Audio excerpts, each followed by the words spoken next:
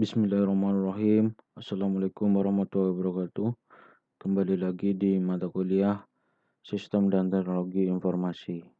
Kali ini kita akan membahas tentang siklus hidup dan manfaat sistem dan teknologi informasi. Pada pertemuan sebelumnya, kita sudah membahas tentang komponen sistem informasi yang terdiri dari hardware, software, prosedur orang, basis data, dan jaringan komputer. Kemudian sistem informasi memiliki beberapa model yang memadukan kebutuhan informasi, komponen sistem informasi, dan teknologi pendukung. Untuk mengembangkan suatu sistem informasi yang terdiri dari beberapa komponen penyusun, kebanyakan perusahaan menggunakan suatu metodologi atau yang disebut dengan metodologi pengembangan sistem. Metodologi merupakan proses standar yang diikuti oleh organisasi untuk melaksanakan seluruh langkah yang diperlukan untuk menganalisa, merancang, mengimplementasikan, dan memelihara sistem informasi, seperti yang berlaku pada kebanyakan proses. Pengembangan sistem informasi juga memiliki siklus. Pengertian siklus hidup pengembangan sistem informasi atau biasa disebut dengan SDLC. Ini adalah metodologi klasik yang digunakan untuk mengembangkan, memelihara, dan menggunakan sistem informasi. Mencakup beberapa fase tahapan yang secara umum ini singkatannya PADI ya. Planning, analisis, desain, dan implementasi. Ini secara umum itu seperti ini. Ya, mirip membangun SI ini mirip dengan membangun rumah ya. Mulai dari ide dasarnya, harus ada ide dasarnya. Berapa kamar yang dibutuhkan, terus berapa kamar mandi, itu harus mulai dari ide dasar ingin membuat rumah. Ya, terus kemudian berubah menjadi gambaran sederhana yang ditujukan kepada pelanggan dan disempurnakan sampai pelanggan setuju. Ya, kemudian seperangkat cetak biru itu dirancang, didesain, digambarkan ya, blueprint ya, digambarkan sama kayak rumah juga akan menggambarkan desain cetak biru itu ya. Dan kemudian tahap selanjutnya itu rumah itu dibangun ya mengikuti cetak biru, jadi blueprintnya dibangun sesuai dengan blueprintnya atau gambarnya seperti itu. Ya, SDLC ini juga adalah proses memahami bagaimana suatu sistem informasi dapat mendukung keputusan bisnis, merancang sistem, membangunnya, dan mengirimkan kepada pengguna. Ya, biasanya terdiri dari 4 fase. Ya, yang pertama perencanaan, analisis, desain, dan implementasi atau biasa supaya mengingat yaitu PADI ya. Ya, setiap fase terdiri dari serangkaian langkah yang bergantung pada teknik yang menghasilkan hasil. Dokumen yang spesifik yang menjelaskan berbagai elemen sistem. Ya, proyek yang berbeda dapat menekankan bagian SDLC yang berbeda pula.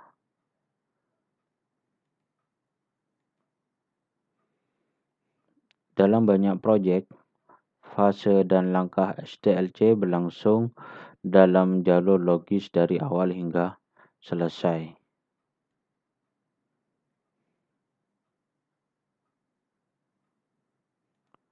Dalam proyek lain, ya, tim proyek melalui langkah-langkah berturut-turut secara bertahap, berulang, dan dalam pola lain.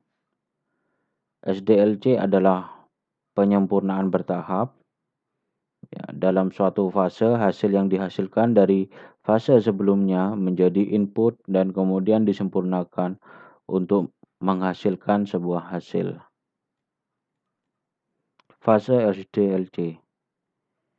Ya, yang pertama ada perencanaan. Ini membahas mengapa membangun sistem.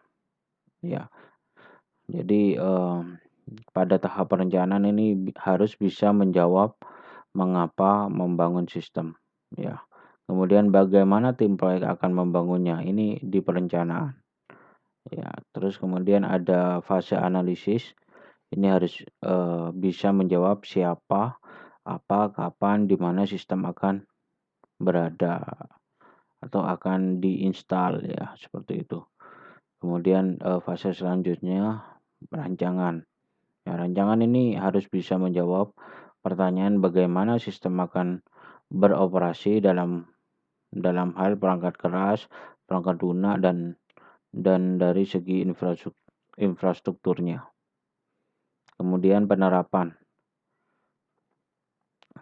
Ya, pada fase penerapan ini sistem ini sebenarnya itu dibangun sendiri atau beli, seperti itu. Kemudian bagaimana penerapan sistem. Ya, penerapan sistemnya di sini sudah berjalan seperti itu berdasarkan rancangan atau desain yang sudah ada. Ya, di penerapan ini tinggal mengerjakan sistemnya saja. Ya, tahap perencanaan ya, yaitu yang pertama inisiasi proyek. Yang pertama yang dilakukan yaitu mengidentifikasi nilai bisnis. Ya, atau biasa yang dilakukan itu dengan menganalisa bagaimana sistem farmasi ini bisa menurunkan biaya produksi atau bisa meningkatkan pendapatan. Permintaan sistem menyajikan ringkasan singkat kebutuhan bisnis dan menjelaskan bagaimana sistem akan menciptakan nilai bisnis. Kemudian dilakukan analisa kelayakan dari segi teknis, ekonomi, dan organisasi. Tahap selanjutnya itu manajemen proyek dengan cara menyusun rencana kerja, ya, kemudian membentuk staf proyek, ya, dan mengontrol dan mengarahkan proyek. Kemudian pada fase analisis ini ada strategi analisisnya, yaitu dengan cara analisis sistem saat ini, ya sistem yang ada. Kemudian sistem yang baru atau sistem yang akan dibuat ini dianalisa gitu di sini. Saat ini yang masih ada, yang ada itu sistemnya seperti apa. Kemudian nanti sistem barunya seperti apa, itu akan dianalisa di sini. Dengan cara gimana? Ya, dengan cara mengumpulkan kebutuhan, yaitu dengan cara wawancara, kuesioner, atau metode lainnya. Ya, terus setelah melakukan wawancara kuesioner itu baru kita memodelkan model analisisnya seperti apa. Itu proses dan datanya itu seperti apa. Nah, di sini akan fase analisis akan menghasilkan sebuah proposal sistem, yaitu dengan menjelaskan persyaratan bisnis apa dari sistem yang baru yang harus dipenuhi. Analisis kebutuhan.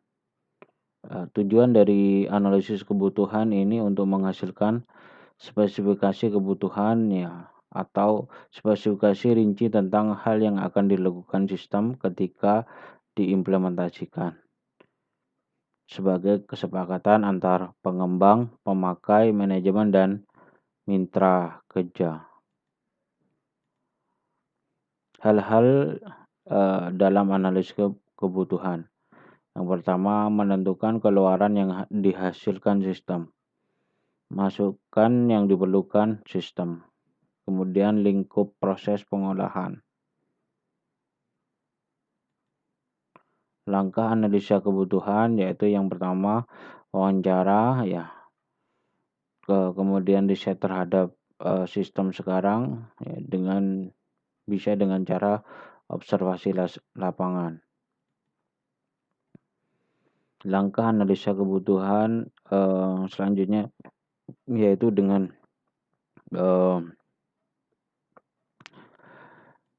melakukan kuis ya.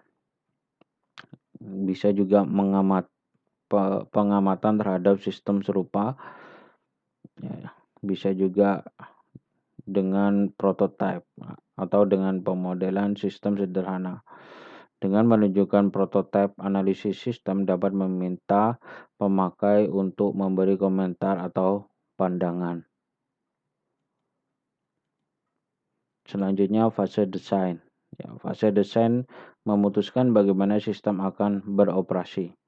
Dalam hal perangkat keras, perangkat lunak, infrastruktur jaringan, antarmuka pengguna, formulir dan laporan yang akan digunakan. Dalam program khusus, database dan file yang akan dibutuhkan. Tahap fase desain ini bisa dilakukan dengan membangun sistem itu sendiri ya, atau bisa menggunakan outsourcing pihak ketiga ya, atau bisa beli seperti itu. Ya, desain arsitektur dan antarmukanya itu dijelaskan di sini ya. Dijelaskan hardware, softwarenya, infrastruktur jaringan itu dijelaskan di sini. Bagaimana pengguna akan menggunakan sistem, basis datanya, spesifikasi filenya, desain programnya itu dijelaskan di fase desain.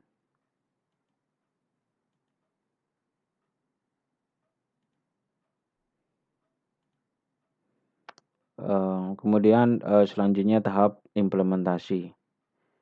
Ya, di sini akan membahas tentang konstruksi sistem.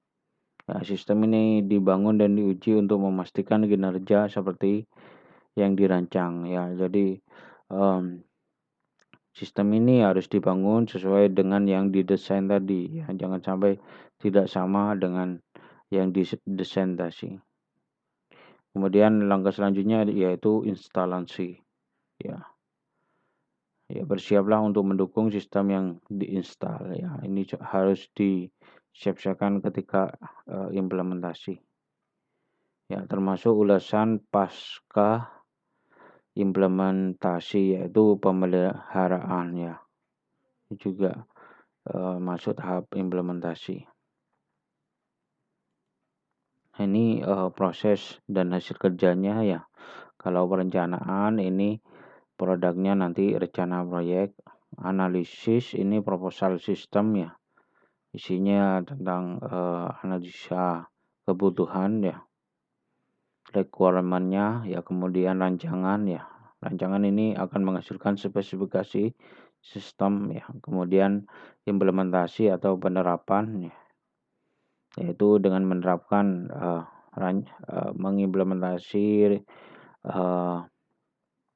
sistem ya berdasarkan desain yang sudah dirancang ya, sehingga bisa menghasilkan sebuah sistem baru dan setelah itu rencana pemeliharaan. Ya, jadi kesimpulannya ini siklus hidup pengembangan sistem informasi adalah metodologi klasik yang digunakan untuk mengembangkan, memelihara, dan menggunakan sistem informasi. Ya. Kemudian siklus hidup pengembangan sistem informasi ini meliputi planning, analisis, desain, dan implementasi. Sekian pembahasan dari saya. Terima kasih atas perhatiannya. Kurang lebihnya mohon maaf. Assalamualaikum warahmatullahi wabarakatuh.